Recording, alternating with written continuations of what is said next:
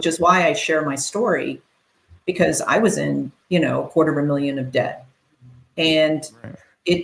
sure, it's embarrassing, it's shameful, but if people ask me, they're like, how could you tell 10, your life? And I'm like, well, first of all, the book is not my whole life. It is just, a period of time in my life.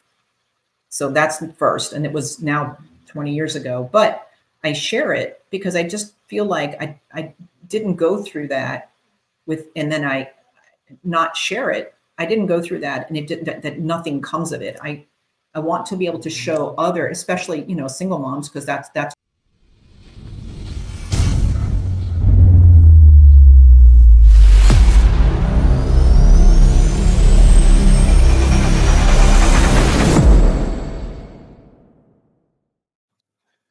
And welcome back to Talk Dirty to Me. Today we're joined again with Monica with more financial insight. How you doing, Monica? I'm doing good. You're not going to say my last name. I noticed. You're going to give it a go. I can't say your last name. All right. Scudieri. And what nationality is that? That's Italian. Italian. There you go. There you go. But Monica's good. Yeah. But I always like teasing. Right. So how have you been? I've been really good. It's been a crazy year so far, but it's a lot of good stuff. So I'm pretty happy and feeling very blessed. Right. Yeah. So what did you want to discuss with our viewers today? So I gave a presentation recently, and it went so well. I thought it would be really fun to have it with your audience. And it's talking about how you go from two paychecks to one. And that's, if you've been through a divorce, or maybe you're just wanting to try to trim expenses and try to live off of one paycheck.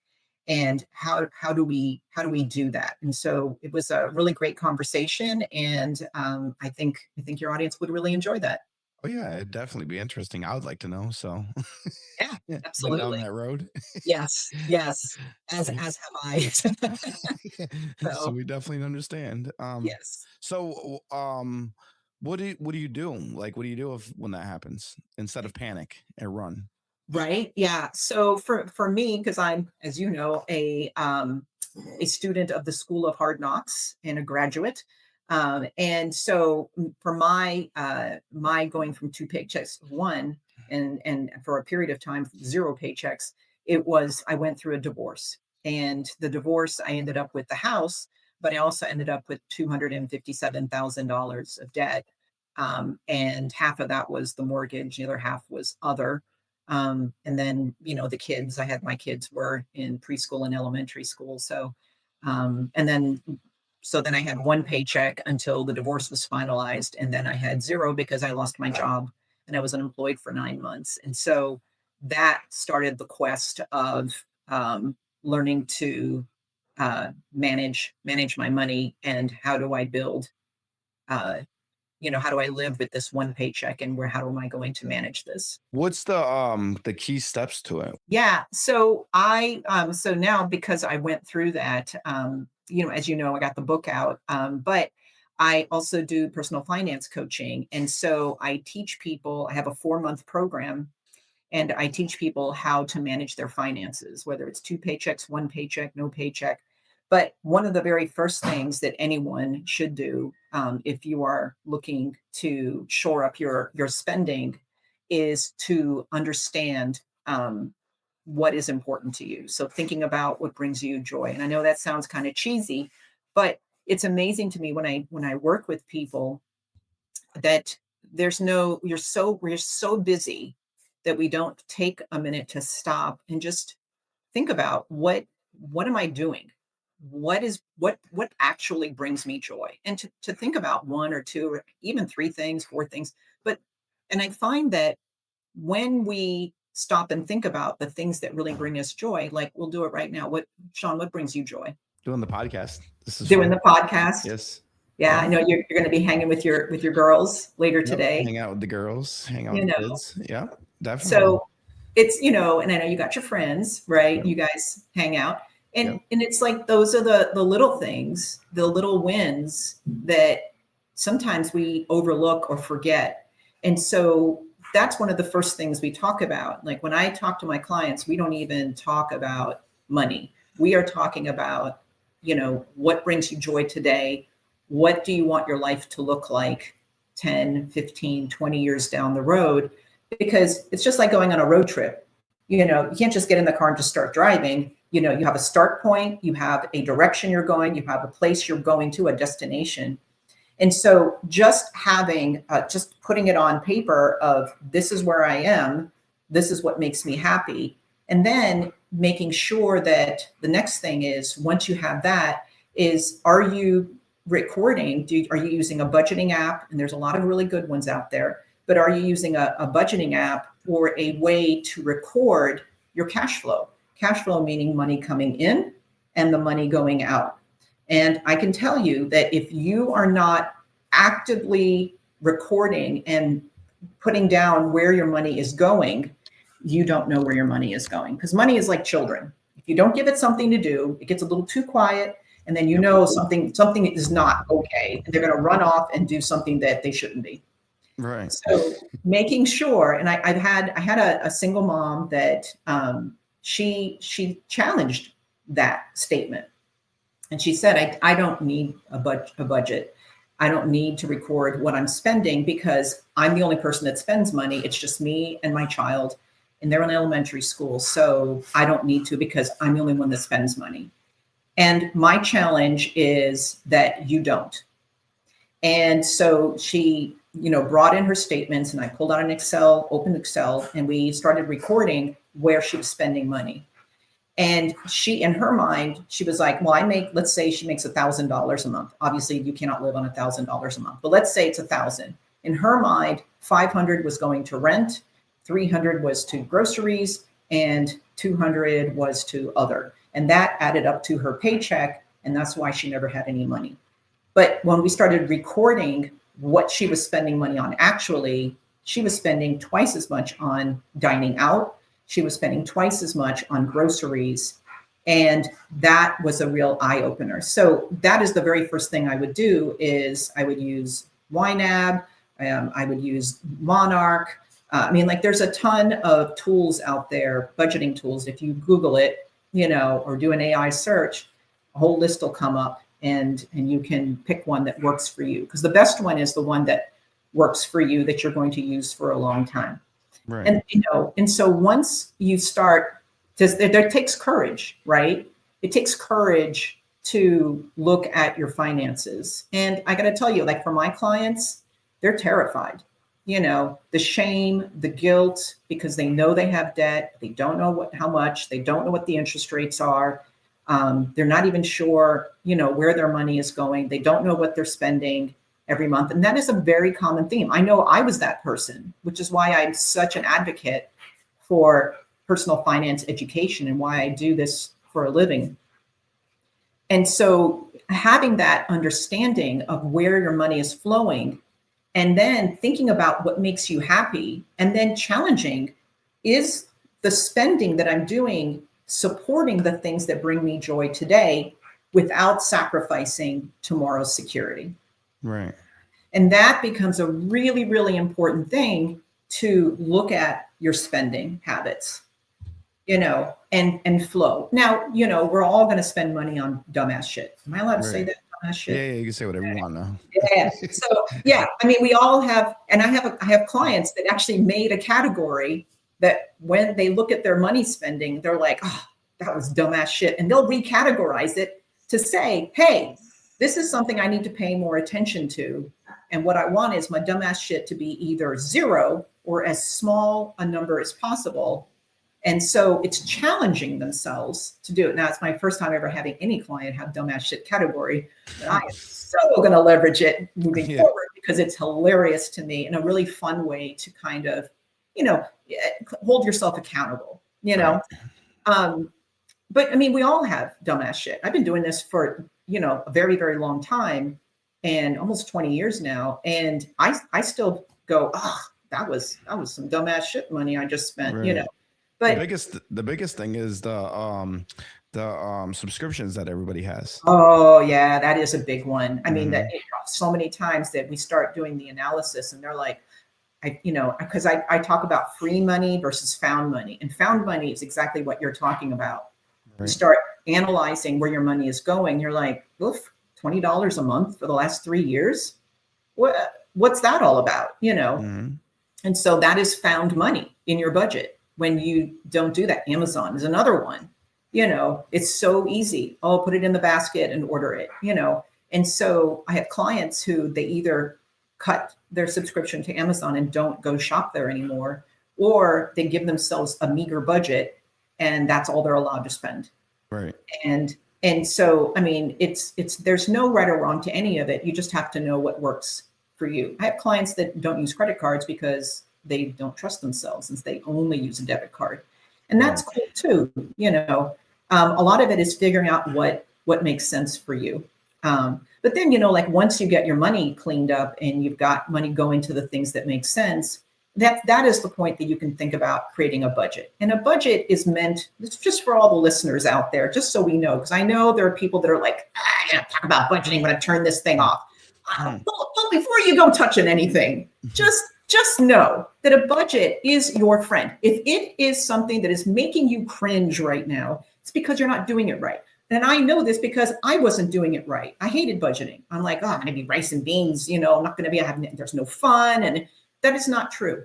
If that's what's happening, you're not doing it right, because a budget is meant to support your lifestyle. Has it make sense of the things that make you happy today without sacrificing tomorrow, and it moves with you. Okay, so a budget is not this static thing where I'm spending $300 on groceries, which obviously is nobody can live on that, not even a single person. But Right. but it's not like if you spent 350, the world's going to collapse. I mean, it's just meant to be your average. So sometimes you might be more, sometimes you'll be less. Sometimes it's a birthday party and you're going to spend a couple $100s because you've got 50 people coming over. But the point is that it's an average. And so it's supposed to move with you. You get married, you have kids, you get divorced, you buy a car, like all of these things impact. Emergencies happen. So all of those things make the budget move with you. And Right. so that's something that I teach my clients. How do you do that? And so part of it is knowing where your spending is happening, cleaning that up, and then building a budget based on actual numbers. The thing that I want people to understand when we go from 2 paychecks to 1, because all of those things are really important and leading up to the income stream situation. So we've seen in the news that you could have a job in a corporation, on a Friday, go home. Monday, you come in and there's an email that says, oh, thank you for your service. You're no longer working here. Please leave your laptop and everything and go, without warning. And so we are in an era and in a time when even if you have a full-time job, that is not necessarily meaning that you are there permanently, Right. and that anyone can lose their job at any point in time. And so Mhm. if you have one income stream, your paycheck, that is the most risky thing you can do. Mhm. And so then what do we do, right? And so we are in a great time in the history of the country. So like many years ago, in the 80s and 90s, if you're an 80s or 90s person, you know that you needed a college degree. Like that was the thing. You're not going to get a blue or a white collar job without the college degree. But right now, in where we are today, you could get contract work. You could be a career changer. You could have holes in your resume, and no one blinks anymore. You could have side hustles, and no one blinks anymore, because these are become very common things to do. Right. Like I've met people that do all kinds of things. From real estate to house hacking. I actually did this talk, and one person came on and she's like, oh, I rent out an apartment and I have money coming in from that. Fantastic. And another woman say that she was renting out her driveway, $90 a month. That's Mhm. that's fantastic. That's money that you're sleeping. That just comes in every month, $90. Now it's $90, but that's still passive income, because passive income doesn't have to be thousands of dollars a month. It could be Mhm. $100. But if you have a bunch of little things that are coming in, that adds up just as quickly as spending all those little things and eating up all your money. Mm. So another woman, she goes, "Oh, wait a minute, I have an RV hookup in my front yard." And I'm like, "Cha-ching, you could be renting that out, for people, thinking about just where you live. And there's Uber driving, there's dog walking, there's house hacking, there's all kinds of things, tutoring. And as a matter of fact, I love going, there's a guy named Nick Loper who has this website called Side Hustle Nation. Yes. Yeah, and he interviews people all the time, about different side hustles. I mean, there must be like over 1,000 of them on his website. So thinking about what you're good at, what you can leverage. You don't want to necessarily find a whole bunch of side hustles that require time, because we Hmm. only have a finite amount of that. Everybody has 24 hours in a day. And if you've got kids, you've got responsibilities, you don't even have that, you got to sleep. So you have to be smart about it and thinking about things that are semi-passive or passive income streams, so Right. that you're building these things, so that, and they're not all your eggs in one basket. So it can't like all be real estate, or it can't like all be the stock market, just for examples. Yes. You have to spread it out into different things, so that the stock market goes down and you've got real estate that can sustain you. If you don't have even renters, but the stock market's up, then you know what I mean. So Right. you need different ways to be able to pull income, and that really, it becomes very important. So those are some of the things that we talk about. And I know I said a lot right there, so I'm You- going to No, pause. you're great. It's great. It's great. So what do you know about like getting into like money marketing accounts and stuff like that? Is that a smart option? So I do. I like high yield savings account or money I market love them. accounts. Yes, absolutely. So it's a great spot to park money for short term, Hmm. goals. So like you're saving up money to buy a car, or you're saving up money for a down payment on a house in the next couple of years. You don't want to put that any place where you could lose it, like in the stock market, or Correct. things like that. So high yield savings account, definitely. I think that like on average they're like three and a half. I think somewhere in Yes. there that it's giving you. Yeah. So Sits Bank is offering 5.0. which one? SIT Oh, Bank. oh, is that a local? No, no, it's a big bank. Yeah. Really? Yeah. Okay. Citizens National Bank or something. It was founded in like 1800s or something like that. Oh, okay. Citizens National. Very Yeah. cool. Yeah. Okay. So, Yeah. See, so there you go. I go to bankrate.com, right. and they update every month all the different, car loans, home loans, high yield savings accounts, credit cards, Mhm. all the different. So I like that one as a source. And um, but yeah, I do believe in that for your emergency money, for if you're saving money for, like your car needs tires or whatever. That's a good place to park Right. money I like that. always, my idea would be like if you're trying to find where to invest, is to stick your money in there for now. Yeah, yeah, exactly. If you don't know, don't just go throwing money in the stock market if you don't Yeah. know what you're doing. Yeah. And that's an excellent point, because like I have rental property, but I would say over a year of doing research. I was reading every book on real estate. I was talking to realtors. I was talking to people who have rental properties. I was talking to my CPA and collecting all the information about, is this something I want to get into? Because the truth of the matter is that anything you do is risky. Right. Leaving money in a high yield savings account can be risky, because the thing is that inflation will eat that. And so our Mhm. inflation rate is a little high right now. And so when you factor that in, like even, well, 5% is pretty awesome. But if I think the inflation was at 4% now, I think. So really, you're getting 1% of that interest, And so factoring that in is that the value is not the same as, like if you hold it for 3 years and it's just getting, let's say that like the 3% that I get, because I go with Discover. I like Discover. I like Very Discover good. too. Yeah, good Very customer good bank. service over Yeah. there. And that matters a lot to me. Yep. So I get 3% there, but the interest rate is the inflation rate is 4%. I, Hmm. I'm, I'm rounding, but like if I leave it there for too long and I'm not using it for what I need for short-term spending, it's not something you want to leave in for 5, 10, 15 years because you're actually losing your buying power that Right. way. So high yield savings accounts, money market accounts, that's good for short term Church. Yep. things, you know. Yeah, so just something, to think about. But that's, like that's my point is like anything you get into, whether you leave it invested in your money market or you're going to go and buy rental property, Hmm. no matter what you do, there's always some kind of risk Yep. involved. Just And make so sure you move your money around. Don't have it all in one spot don't because have it all in one spot. Do your homework and what you're yes. comfortable with. Hmm. Not everybody's comfortable with real estate, Right. and I Me. get that. Yeah, I'm not an individual stock person. I've tried. I just don't understand it, so I just Yeah. go with mutual funds and call it a day. Yep. I like dividends Yeah. because you make money off of obviously how well they do. I Yes. also like Roth IRAs because with a Roth Yes. IRA, you're only taxed once on your dollar. Yes.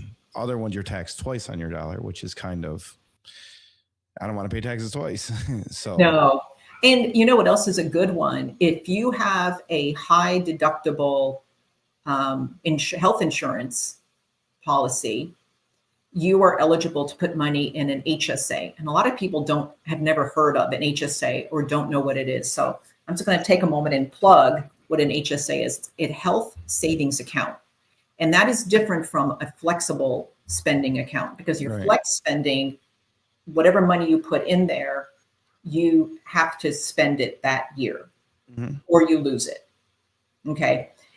But with a health savings account, it's what they call a triple tax threat Yeah. because you can invest money in it before the money is taxed. So it actually has more buying power because there's no federal tax. And if you live in a state tax, there's no state tax, there's no social security, none of that stuff.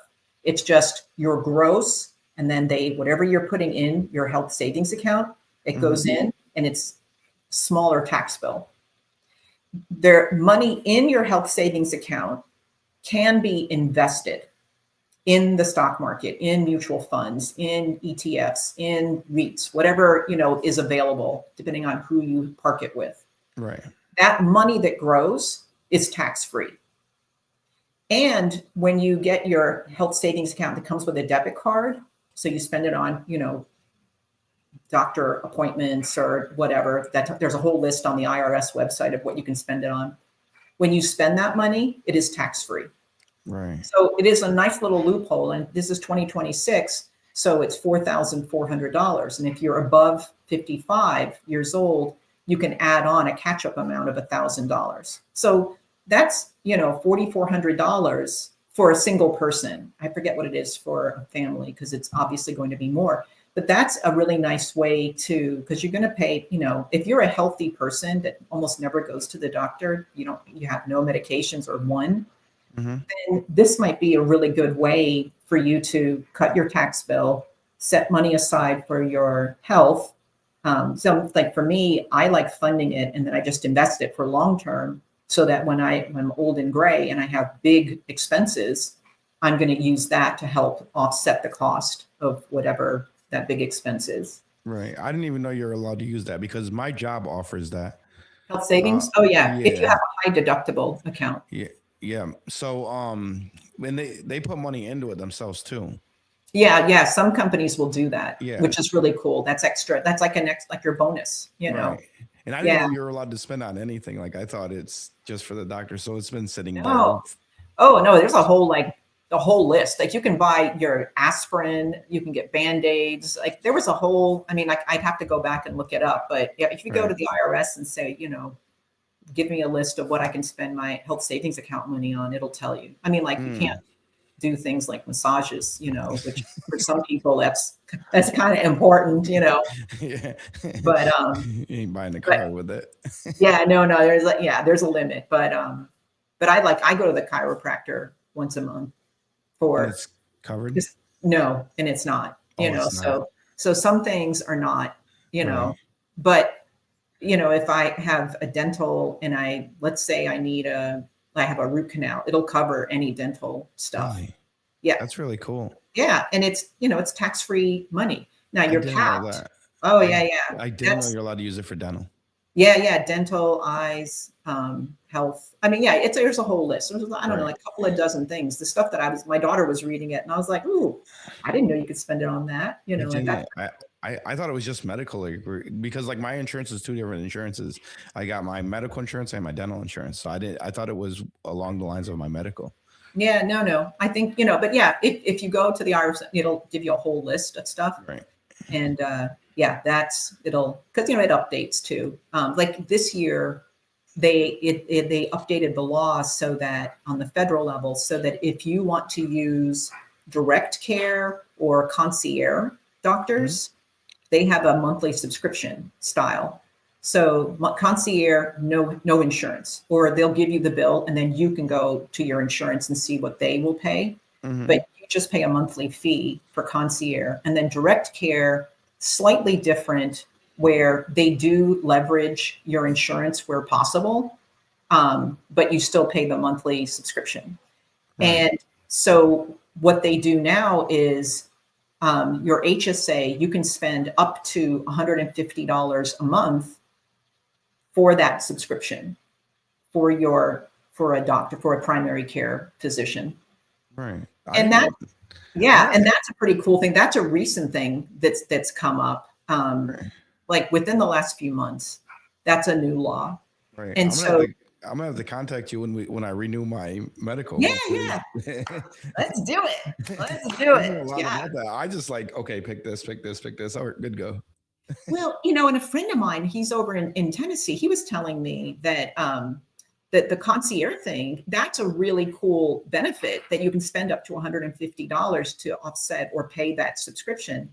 Hmm. And to me, like the only when I hear concierge medicine, I'm thinking of what was that television show way back in the day, that doctor that was living in, like, it wasn't Beverly Hills, but it may as well have been. It was just this posh Martha's Yeah. Vineyards. That's where he Okay. was. And so he became, by sheer, need, he became a concierge doctor in Martha's Vineyards for the season, getting paid thousands of dollars. And he would make house calls. He'd come in the middle of the night, like this person had a drug overdose. And, so they always call him.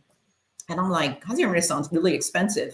Well, let me tell you, it is worth it to do a little homework, because at least here in my area, I've seen it anywhere from $100 a month all the way up to $300 a month or more. And they offer the same work. Plus, if you're doing blood work, some of them offer wholesale. So it's cheaper than going through the insurance. Depending on your health needs and what you're doing, it could be a really viable option. So just, it's really just stop and thinking about, is this something that's worth it for me? How much am I spending now? Which is, because you're going to do your homework and figure out where your money is going, and then you'll be able to see how much am I spending on medical. You'll look on the Right. IRS website, see how much am I spending based on what they're telling me I can spend with my health savings account. And then, is it worth it? Because if you have a lot of health issues or you need some additional support, it might be worth it. But do your homework, because I was pleasantly surprised to see that it is actually, now it doesn't replace. I still have my little shitty, health insurance that if I go to the emergency room, that's pretty much, it's just for that. It's worthless for me, Yeah.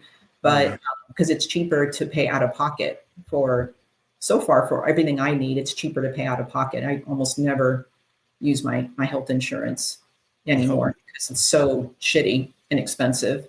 But I still have it for, in case, God forbid, I need to go to the emergency room, and then at least I'm capped at how much they're going to leave me for. Right. So No pun now, intended. so you basically work for yourself. You're right. You don't work for a company. No, So you pay 100% your own health insurance. You don't have an do. employer to pay for you. No. That's got to be so much harder than, like, for me, for example. Yeah, people say that, and I definitely, when I was working for a corporation, That was one of my fears, was how am I going to have health insurance? But having the Affordable Care Act has been very helpful. Now, last year it changed so that it jacked all the prices up. Thank you, current administration, for Mhm. that. But it's still there. And even though it's, like it, even though it's not what it was, but it's still better than not having anything at all and having to forcing you to work in a corporation just to Right. get health insurance. To have something like that. I mean, isn't it the American dream to come and have your own business and own your own home? And like that's, what a lot of reason why people come here is for those opportunities. And so Right. having your own being able to pay for healthcare. And really, I mean, if I look at Cobra is more expensive than what I pay, because they still give you discounts based on your income level and all that. It's really it's pretty much a wash, to be honest with you, for me. Um, Right. so it's been fine, really, and the health insurance I have isn't it's the same thing I would have been able to get through the corporation, you know. So it's no different than going through the company, you know. Right. So that's something that I was, really happy. And the other thing I learned is in my research for I don't have dental and I don't have eye insurance. Yes. Even though I wear glasses, I've been wearing them since I was 11 years old. But I found that for the dental, what I was paying every month, if I just put that in a high yield savings account, it would be enough to cover two cleanings and a X-ray every year. It's the same amount. But if I don't have dental insurance, I just put that money aside, and the most dentists give, at least here in North Carolina, from what I've heard, most of them will give you a 10% discount because you don't have health insurance or Hmm. don't have dental insurance. Okay. And because the insurance wasn't going to cover those things for anything major outside of a cleaning, two cleanings a year and an x-ray. If I need a Mm. filling, if I crack a tooth, I'm going to end up paying out of pocket because the insurance isn't going to give me but a small discount. So I get my Right. 10% off anyway. So, but I just put money in a high yield savings account. And then if God forbid something happens, at least I have money, That's or I have a health savings account and I can spend that and use that to pay for my dental. I did it once because I have a soft spot for butterscotch candies, those hard candies. yeah. I had this horrible habit of chewing on them. And so I had a friend of mine when I was working in the corporate, he used to have a little bowl of them. And every time I walked by his desk, I'd grab them and I'd chewing. And all of a sudden I cracked a tooth back here No. and I had to go in. And so when I went back to the office, lucky it didn't go down to the nerve. It was just, just like I broke off a piece of my tooth. So when I went back to the office, I was telling my coworker, he's like, "Hey, you're gonna have some butter?" I'm like, "No." I said, I had that last butterscotch cost me $1,200. It's expensive candy. I said, so, and that was with insurance. That was yeah. with insurance. So I'm like, what am I paying for if it doesn't It's do anything? it's You know? definitely like really expensive because like for my company, they offer us like $2,000 a year, Uh-huh. right? But I pay for the buyout program. So at the end of the year, if you used $2,000, you can use next year's $2,000. So you can use $4,000. Um, Nothing ever happens at the end of the year. No, It happens no. during the year. Right, right. So it's almost like a waste of money. Yeah, that's the Yeah. thing, So, like really thinking about, like, if you're getting married, you want to have children. Well, then you probably want some good insurance there that's going to help Yeah. offset the cost of, labor and delivery. But if you're a single guy and you don't have kids and you're pretty healthy and nothing ever happens, then get a low end, bronze level, high deductible insurance policy. So God forbid you break your leg, your arm, you have to go to the hospital and all that happens. Then at least you're capped at your deductible. And Right. just make sure that you have that deductible amount in a high yield savings account. That's what high yield savings accounts are perfect for. Park Right. it there. This way, you already have so many things to think about. The last thing you want to worry about is having to pay that medical bill. And the other thing is make sure you get itemized. I mean, like since we're talking medicine, and I know that's like a bit of a not off topic, but all of this rolls into how you live with going from two paychecks to one. You got to Yes. find alternative income streams. And one of those things is learning to manage the money that comes in, because that is one of the quickest ways to have more money is by spending less so that you have buffer on the money that on that one paycheck coming in. So if you go to the hospital, make sure that you don't just pay the bill, but you ask for an itemized deduction, ask them for an itemized bill, because sometimes they make mistakes, they type something in wrong, and then do that, and then make sure you go through it, and that's really what you owe. And then also you can also negotiate, and there are ways to do that too. There's a really good book that's called Never Pay the First Bill, and that is fantastic to help figure out how to deal with hospitals. Like I knew a guy that ended up going to the emergency room. He had no health insurance. He was having a heart attack. He drove himself, sat in the parking lot in front of the emergency room entrance, deciding if he was going to go in or not because he didn't have health insurance. I mean, that's a horrible thing. This is supposed to be a first world country, one of the richest, and yet that's where we are. I mean, it's crazy to me. Right.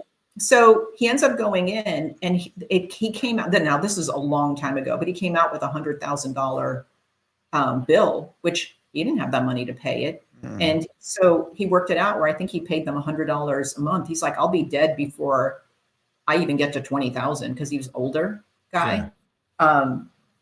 So I mean, but yeah, it's a lot of it is just thinking about your lifestyle, healthy, because it's not for everybody. High yield deductible, high deductible account. It's not for Right. everybody, but It's for not. those of you that can, especially younger people. I mean, my son goes to that. I have to remind him to go once a year just to do blood work and stuff, because he never goes.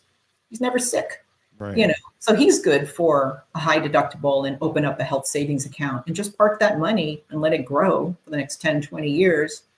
And then when you're older and you've got, major health issues, or you end up in the hospital for something, then at least you have something that can offset, because it's just growing.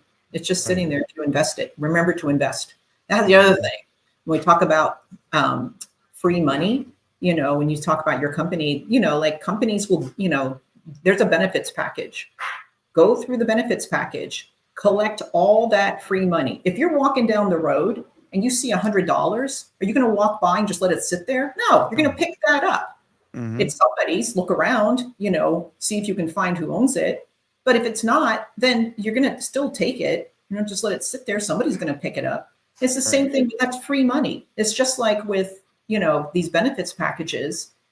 If you're like, oh, I don't have the money to invest in a 401k. Well, since Secure Act 2.0, companies over a certain size auto enroll you, which is fantastic. That is fantastic. But make sure you're at least collecting the match that a company gives you. Because if you put in $5 and they say, well, I'm going to put in $5, who doesn't want $10 if you give 5 and they give you 10? Right. I mean, who doesn't want that? And then invest that money. Now you're investing that money, and that's growing tax-free. Well, you pay tax on the back end, but when you take the money out as ordinary income in today's laws, but I mean, take that. I've heard that, one of my friends who's a financial advisor, he works with businesses, with small businesses. And what he find is happening is that, they are just big enough where they have to auto enroll people in 401k, and the employees the money goes into the 401k, and then they automatically take that money out and withdraw it. So what's happening? If let's say $50 goes in, you're going to get penalized 10%. So that's $5. So now that $50 is worth 45. It's going to get taxed at ordinary income. So it just, you're losing. That money isn't, there's no value. If you keep taking it out, you're just going to keep getting penalized. So, at least take the match at a bare minimum. Get the free money. Companies are giving it to you. That's something that you're working for. Right. And make sure it's invested. A lot of people use target date funds because those are nice and easy. They auto, they rebalance automatically for you. So you don't even have to think about it. All you do is just keep putting money in it, Right. But I mean, like these are little things that, believe me, these are little steps, and down the road, it'll make your life so much easier. If you do those things now, and Yeah. thinking about income streams, so important. So That's definitely smart because my job has a lot of benefits, like saves you on your phone bill, saves you on a lot of stuff. You yeah, just got to go through all your packages that your you company do. offers Yeah, because they offer a lot. They they offer do. savings on a new car. Like you can go to a dealership and get like 15% off a car, you Mhm. know? So it's definitely smart to use that. Yeah, absolutely. Like you have a Costco membership. Costco has, all kinds of discounts on travel, on tires, on glasses, on all kinds of stuff. I mean, if you're going to pay for a Costco membership, then take advantage of Do it. those things. But if you're not using that stuff, then does it make sense to even have the membership? You know what I mean? Like these are things that you have to think about. Or maybe, you have a friend that has a Costco and maybe you go twice a year. Maybe you can just go with them, you know. Or, what I heard, I haven't done it myself, but if anybody out there listening to this knows, but I've heard that if you are not a Costco member, but you get a Costco gift card, that you can go for that one time and spend your Costco gift card, even though you're not a member. Really? That's what I've heard. Now, I haven't myself tried it, and I don't know anybody that's done it, but I've heard that to be true. I would love to know if anybody out there has done it. I'd love to know. I'd love to hear Monica at grabyourslice.com. Right. Or put it in the Let me comments know. or drop a comment. Or drop a comment. Right. Absolutely. Yeah. Yeah. Yeah. For sure. Right. Share the wealth. I mean, yes, I could call Costco and find out if that's true, but this is way more fun. Yeah, this is Yeah. more fun. Now, so like if somebody is working two jobs, like struggling in life and they're working two Yeah. jobs, Yeah. what's your best advice for them to get away from them two jobs? Yeah. So my best advice is to take a step back, figure out, do you have debt? How much debt do you have? What is the interest you're paying on that debt? Make a plan to get out of debt. So I have clients that have 20, 25, 30% interest. That is outrageous. If you just get rid of the debt alone, you're already making 20, 25, 30% back on top of the base of what you're paying, right? You're making that money back. So first of all, get out of debt.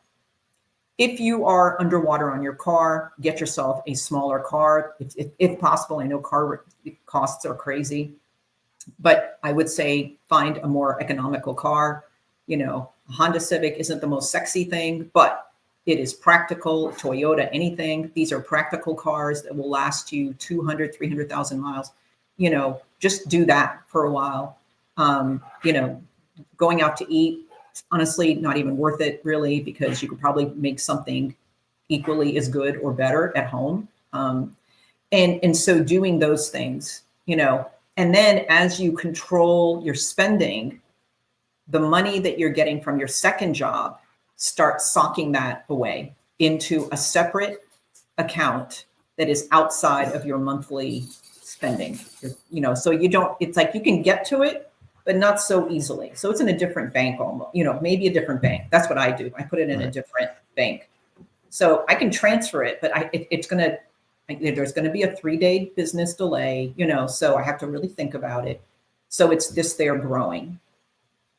So I would start doing that and disciplining myself, because a lot of times people will deposit their paycheck or paychecks into their checking account. That is absolutely the worst thing you can do. Right.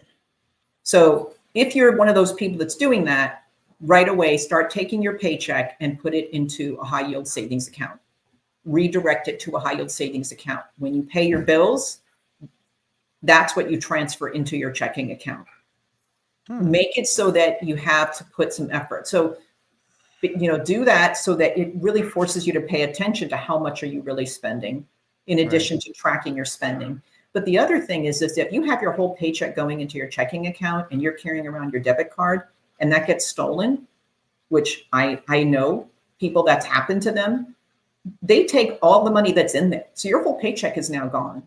Yeah. So, the only money that's ever in my checking account is what I'm spending that month, plus an extra few $100. So that if somebody, God forbid, ever got to a debit card, which I never carry with me, um, then at least they're not going to get much, you know? Right. So That's that, that's that's a smart idea. See, I deposit mine right into my checking account. oh, no, no, no, I no. Well, we're going definitely to do change it. that on I Monday. definitely do it. I definitely do it. Yeah. And then I Yeah. transfer money over to my high yield savings account. I have it backwards. I do it, A lot of I do it people do that. backwards. Yeah. Sure, sure, because it's easy, right? But we don't Hmm. want it to be too easy. We want to, really think about things and Right. protect yourself, Yep. So putting it into a separate high yield savings account and, leverage that direct deposit, put 10%, start with some percent, even if it's just 5%, have part of your paycheck go into a separate high yield savings account. Right. Like Ally Bank, not to plug, they're not sponsoring us or anything, but they are one of the banks that offers sinking funds. Now, this is another way that people can, because some people, I have clients that are very visual. And so when they use something like Ally Bank, you can create one high yield savings account, and then you can break that up to 20 categories. So some people, like, they can, like, let's say you have a auto category that you're going to make bookmark. You need tires, so you want to put like $1,200 in there. So you're going to make sure that if you have $1,200, you can put it in there. But if you don't, then you can just start saying $20, 20 every month. Your paycheck, you're going to put $20 in your auto category. And let's say you want, I don't know, $50 a month just for fun. So so you have that money. But if you didn't spend it, for that month, then you still get another $50 the next month. And now you have $100. And maybe you're saving up for something that's fun. You don't have to spend it every month. It's really cool because you can save up for home repairs, for rainy day fund, for your car, but you can also save it for fun days, for vacations, for education, studies and stuff. There's all kinds of categories, and you can make your own, up Right. to 20 of them. And so this way, exactly, you can see how your money is broken up and where, like, oh, I have $10,000 in this account, and these are all the categories and how it's broken up, kind of thing. And Right. that is really helpful too, because, like, I have clients that come to me and they make good money, but they don't know where it's going. And so having that understanding, because now they come to me and they're like, I'm scared that I don't even know if I have money to go out to eat with my friends, go to restaurants. So we end up, once we do record what they're spending and clean up their cash flow, they have a very good understanding of how much they're spending every month, and they can spend with confidence. But they, like, they also are a bit more like, is this, like, they're like, wait a minute, I just wasted $100 on Amazon. I don't even know what I bought, and that's your dumbass shit. Like, that's something that could have gone to something that's important to you, that brings you joy. Like, maybe you Yeah. just want to grab a pizza and hang out with your friends in the back. I mean, the things that really bring us joy typically don't cost us a lot. Like, I have clients that their dog brings them joy. So just going for a walk, or listening to their kids laugh brings them joy. Hanging out with their friends, brings them joy. Um, and these are things that are easy. Like, when my kids were little and I was unemployed, every Wednesday, me and a friend of mine, we would take all the kids, because she had two, I had two. We would take them all every Wednesday afternoon to the park. And around the corner from the park was a pizza place. And on Wednesdays, they had a discount for pizza. And so we would order one large pizza for the kids, and I'd have like a slice. And we split the cost of a pizza for Hmm. six of us, you know, and it's inexpensive, or we'd go to the bookstore and I would tell the kids, I'm like, we're going to hang out here because it's like hot as Hades outside in the middle of the day. And we just sit and hang out at the bookstore for a couple hours. And because both my kids were big readers, and I'm like, if you're really, really good, we'll get one book each. So you support the author. It's a good habit, and it's a nice way to spend the afternoon. And everybody gets a little something out of it. Right. I mean, there's tons of ways that like, we used to, my son and is a like, my kids like Mexican food, and they like going to Moe's, and I think it was Tuesdays that they had buy an adult meal, get a kid meal free. And so that got to a point we used to do that, and then my son, his appetite, boys, their appetite grows. So he got the adult meal, and then I got the kid meal because I don't need to be eating some jumbo anything. Mhm. So yeah, like we do that, and it's you're spending money, but it's the Smart. little things. Yeah, it's Yeah. little things. Like kids they don't need a lot. Yeah. In truth, like my daughter, she's a big thrifter. So if she's going to go shopping, she gets secondhand, and she likes that because first of all, she found like these practically brand new sneakers that were high end. I don't know. I don't know. I mean, like to me, I go with things that are comfortable, like the brand name stuff I don't care about. But she was like, oh my God, these are like over $100. And she got them for $10 at the thrift Oh, store. And it's kind of fun. It's like a treasure hunt. And she loves it. I mean, and she's so good at it that her friends ask her to go with them. Like she got her that's prom dress the first time. She got it for $12. This beautiful dress at the thrift store. You wow. know, she's like, these are signature pieces that you're not going to find. Like for your basics. She'll go and get at a regular store, but she'll find thrifting something, and then she'll mix it in with the basics that she has, and it all just like kind of comes together. It's really kind of fun. But and thrifting can be fun, a fun activity. Like It there's a is.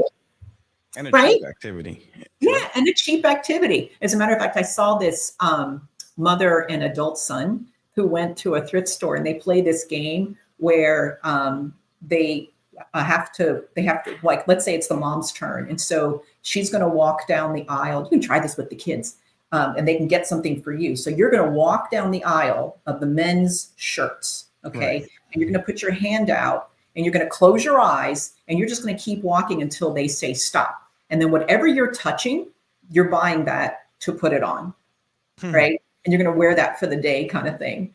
And so then they go down the shorts, let's say, because it's summertime. So we're going to go down the shorts. You can do the same thing. And then whatever you match up. And it's usually something a little hilarious because, sometimes who knows what you're going to get, some orange Hawaiian shirt with some, light blue shorts or something. Right. But they take pictures of each other and they walk around for the day dressed like that. And it's just a silly, fun, like supporting Experience. local business and inexpensive, fun Hmm. stuff, My So kids, my kids love it too. So that's yeah, the funny thing. That's where I'm taking them after the end of this. So fantastic. Yeah. it's funny that you It's brought that up. yeah, yeah, yeah. Just to take my daughter. My son, not a shopping person. He Yeah. could not care less.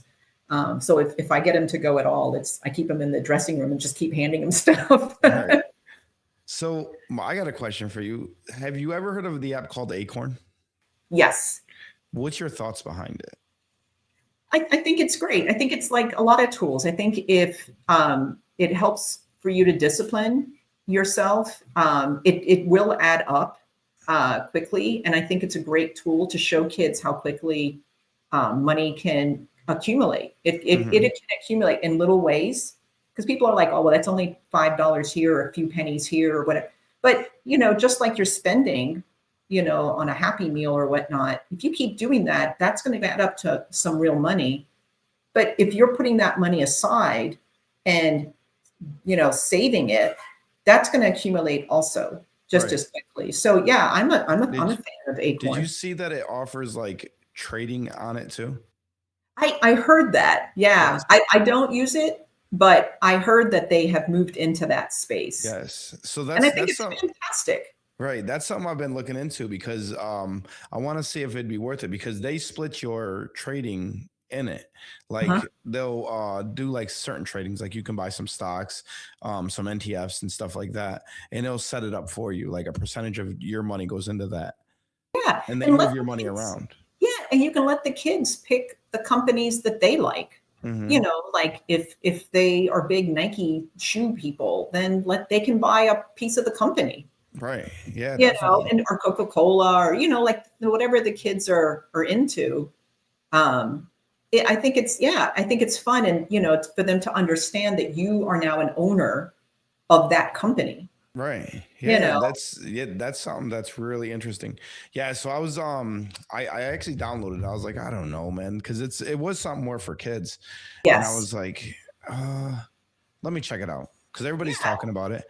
So I Yeah, actually it's got a it, and I great was like, tool. they definitely came into more adults. It's almost like Robin Hood, Yeah. kind of something similar to Robin Hood. I mean, there is like levels you got to be to actually invest in the stocks and stuff like that. Like you got to be like a premium member or something like that, so you got to pay for it, which kind of sucks a little bit, you know. But I guess in the end, it'd be worth it. I'm gonna actually try it. I haven't put no money into it yet, but I'm actually gonna try it and see what it does. Maybe throw Yeah. like $50, $100 in there and see what it does. Yeah, see what it's like that's something that it's fun, it's educational, something the kids can do because your kids are older now. Hmm. It's something they could totally understand and grasp the concepts of, and and have fun with that. Elementary school age kids can, like I think it's a great tool Right. to use and try. You know, And so learning, yeah, yeah. Yeah, because I do use Robinhood. I use Robinhood for all my trading, or I use Webull or uh-huh. E-Trade. But I found this and I'm like, let's give it a try. I don't know what Yeah, it's gonna do. But you never yeah. know.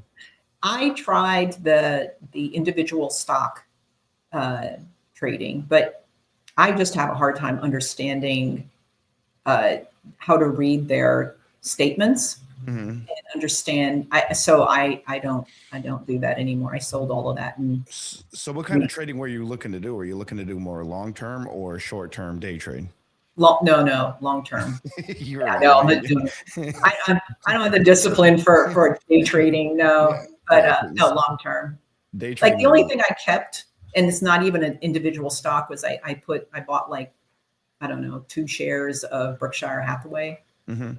And then I think they had a split, or I don't know what happened, but now I have 15 shares. So Oh, I've had it a really long time. did Um, it actually? Are you above in it or below? oh no, I'm very above. Okay. Yeah, like 82%. But I've had it for over 10 years. Damn. Okay. Okay. Had Okay. it Yeah. a long, long, long time. That's Yeah. good. That's what you Yeah. always do.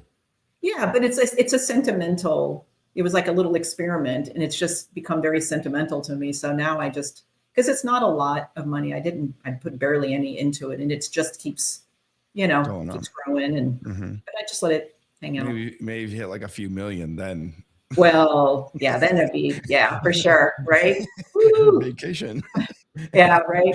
But no, it's just a few share. I think it's like, I don't even know, like a couple $1,000s. Right. So it's Right. not a lot, but It's still, it's just nice. kind of, yeah, it is. I mean, like I didn't have to do anything to, Right. I just started with like a few $100 and, you know, it's gone crazy over there. So I don't know. My favorite thing to definitely invest in is dividends. Yeah. It's a little bit more safer than buying shares. Yeah, yeah, and and that's the thing about it, right? Is that I've met people who invest only in dividend companies that offer dividends, and then I've met people who only invest in things that believe in the same things they believe in. So you know they don't that they will only buy things that support clean water or women's companies or like whatever it is or children's anything that invests in kids education, they'll invest in that kind of thing. And Right. so it's extra homework to do, but I think it's great. There's so many, we are not educated in this country about how to manage finances, but definitely any way that you can invest that makes sense for you, that you are comfortable with, I think is important. And just understanding, the flow of money and respecting it, because it's, a lot of people, here's the thing I hear people say is, money is the root of all evil. Right. When the quote is that's incorrect. That the quote is out of the Bible is it's the worship of money is the root of all evil. It's not money. It's worshiping money, because money is nothing. It's just a tool. It's not like unless you're some big movie star or singer, you're not going to wear it. You can't wear money. You can't eat money. You can't make a house out of money. It's just a tool that you use to get to the things that you need: roof over your head, clothes on your back, food on the table. Yeah. That's what, those are our needs. Those are our basic needs. Anything outside of that is extra, but those are the things we need. And money is one of those things that we use to trade for those things, It is. and so understanding that that is what money is really important. When people say, "Oh, I was never lucky with money," you don't need luck. That's the good part. What you need is discipline. Yeah. You know, but there's so much. It's unfortunate. There's so much shame and guilt around money. Like if you have a family that's, um, lower middle class, and then you have money, and you know become affluent, uh, they feel that shame and guilt, and they don't want to tell people because you don't want people to, oh, you think you're this and that, and it's just so unfortunate because we just have this unhealthy. It's like people want to be wealthy, but when they look at wealthy people, they're like, oh, you're an awful person, you're a terrible person, and it's just interesting to me because like you want to be something, but then when you look at them, you think they're a terrible person. And so there's this, and it's really a lot of psychology, behind money, There you is. know. So yeah, it's really interesting. This is one of the reasons I love doing the work that I do, and helping people, because part of it is there's a therapy or psychological component to it to work through, you know. Um, Right. we all So deserve to have a, roof over our head and clothes on our back, food on the table, and friends and family. And you need money to do a lot of those things. right.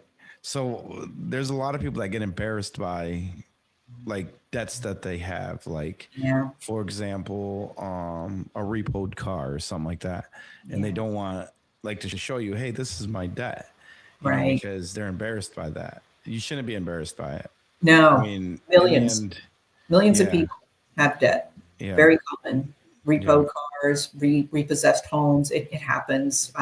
Filing for bankruptcy. These are things that happen to millions of people, which is why I share my story, because I was in, a quarter of a million of debt. And right, sure, it's embarrassing, it's shameful, but if people ask me, they're like, how could you tell 10, your life? And I'm like, well, first of all, the book is not my whole life. It is just, a period of time in my life. So that's first. And it was now 20 years ago, but I share it because I just feel like I didn't go through that and then I not share it. I didn't go through that, and it didn't, that nothing comes of it. I want to be able to show other, especially, single moms, because that's my story, but that there is a way out, that even with one income, that if you can get your expenses down, if you can take a moment to think about what you're good at that other people would pay for, that you can turn that into semi-passive, passive income, or rent a room out. Like think about where you live. It's a good market is if you live near a hospital within a half an hour of a main hospital or hospitals, and you have a spare bedroom, you could do medium term rentals for nurses, traveling nurses. They're always looking for someplace that's furnished, that's safe, that's not too far, to come and stay, so they can go and work at that hospital for 6 months or 3 months or 9 months or whatever their contract is. They're usually working 12-hour shifts. They're quiet, they're clean, they're good people, and that's money that you get. You know that's it's an easy, passive way to make some income. If yeah, you have kids and you're, in between jobs, and you could, babysit for other people's children. I mean, you're home with your kids. Why not take in a couple more and have a play date and organize yourself? Or, if you're an animal lover and you can be a dog walker or a dog sitter. I mean, there are so many people looking for dog sitters to stay in their house, even. you seen the new trend of that is poop picker uppers. Oh, yeah, yeah. I did see that. You know what? That is, I mean, talk about, but I mean, the people will pay you. Go through my yard and pick up all the poop in my yard. Yeah. Or there was one guy, God, this was such a long time ago. There was one guy who on the week, so he had a day job, and then he got a job, a contracts job on a Saturday. once a week to go through public parking and pick up all the trash. And he and a couple of his friends, trash bags, and they would just go through the parking lot. And so it was so popular, and he got so busy that now I think he's got like 3 teams, and he had to quit his job because it become, he makes crazy money doing it. And it's not hard, but you have contracts, and you go to these parking garages and you just clean up and pick up, and yeah, and it's just public parking. It's a great idea. Yeah. This great ideas. Yeah. Another one I watch is people that buy stuff off of like fake marketplace, or they Craigslist, and they resell it. Resell it. Yeah. That's another reselling it. Yeah. So if you're good at spotting, like if you're a collector of something and you're good at spotting these things, that could be some really good money. Or heck, I mean, nowadays you can just take your phone, take a picture, and it'll tell you, oh, this is worth $1,100, or they have it on sale for like 10, $10. So yeah, I mean, that's another easy on a weekend, a few hours of time that it would cost you. Another good thing to do is definitely go online and look up YouTube videos on Facebook flipping. Facebook marketplace flipping, because there's a lot of people that give a lot of good advice about it. They'll take like $50 and turn it into $500. I mean, you're not becoming rich, but doesn't go to the landfill. They refurbish it and turn around and sell it. There's some beautiful things that people do. So talented. Yeah. So talented. So anybody can find a niche. Just you got to look for it. Yeah, just think about what you're good at, that doesn't cost a lot of money to get into it. And, just give it a little try. You just never know where it's going to go. Yeah, definitely. And don't put your paycheck into your checking account. Get that. Yeah, I see that. Yeah. Yeah. So, and then you definitely want to come back and do another episode. Yes. Yes, and I very forgot excited. the other name of the episode. What was the other one? And the one we were talking about with your two. Yep, you went with two. You went with two incomes to one, and then there was another. Oh yeah, I did a 1 more year syndrome talk. And for those that don't know what 1 more year syndrome is, it is when you realize that you have enough money to quit your day job because you have your income streams lined up and you have money saved. That you can do a, early retirement, but you don't quit your job. And that is for so many reasons that people do it. A lot of times, I've had people that are like, I want to quit my job. I hate it. But when you ask them, what do you want to do? They have no idea. And the truth is that it's so interesting in this day and age, because you can, I know people that work 6-month contracts or 9-month contracts, and then they take the rest of the year off. Right. And so they set it up so that their paycheck, they're only living on a percentage of their paycheck and putting the rest of it aside so that it can pay for their lifestyle. And so they call it work optional. And so that's a very real lifestyle that I've met people that do that. I've met people that, they'll work, they'll take a year off, and then they'll go find another job. I know people that work part-time just to get health insurance. There's a handful of companies that will give you full benefits for part-time hours. So like, Home Depot will do it. REI will do it. Who else? Starbucks and somebody else. There's a fourth company but yeah, there are companies, if you look for part-time employment that offer full-time benefits, there's a small number of companies that offer that, which is fantastic. This is something I got to look into so I can quit my job and do part-time work. And do part-time, and some people, they need that, because that's the thing, is that sometimes people don't want to quit because that is their whole community. All of their friends are there. And if you're one of the people that you are like, when I quit my job, okay, that was 4 years ago now. Can't even believe it. So I did early-ish retirement. And my friends were all happy for me. And I'm thinking, I'm going to travel, but, I'm going to do this. Well, that's all well and good, but my friends are still working. They did not decide to go the early retirement route, And so they can't go anywhere. And so that kind of put a little fly in my ointment there. Like, and so I had to rethink things a little bit. But, a lot of times people ask me, they're like, if you're retired, I wouldn't be working. I'd be blah, blah, blah.